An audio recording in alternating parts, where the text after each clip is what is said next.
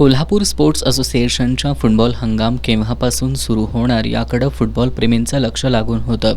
Kolhapur sports असोसिएशनचे अध्यक्ष मालोजीराजे छत्रपती यांच्या अनुपस्थितीत ऑन जनरल सेक्रेटरी माणिक मंडलिक, सदस्य विश्वंभर मालेकर, दीपक घोडके, प्रदीप साळोखे, महादेव पाटील मांगोरे यांची फुटबॉल संघांच्या प्रतिनिधींसोबत मंगळवारी KSA कार्यालयात बैठक झाली. या बैठकीत नवीन आचारसंहिता, हंगामातील सुविधा, हुल्लडबाजींवर कारवाई याविषयी चर्चा झाली. मात्र फुटबॉल हंगाम कधीपासून सुरू करायचा याबाबतचा ठोस निर्णय झाला नव्हता.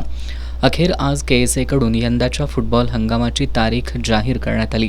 त्यानुसार 2 जानेवारीपासून फुटबॉल हंगामाची सुरुवात होणार आहे. 2 जानेवारीला दुपारच्या सत्रातील पहिला सामना फुलेवाडी फुटबॉल क्रीडा मंडळ विरुद्ध वर्षा विश्वास तरुण मंडळ यांच्यात, तर सायंकाळच्या सत्रात शिवाजी तरुण मंडळ विरुद्ध संध्यामठ तरुण मंडळ यांच्यात लढत होणार आहे.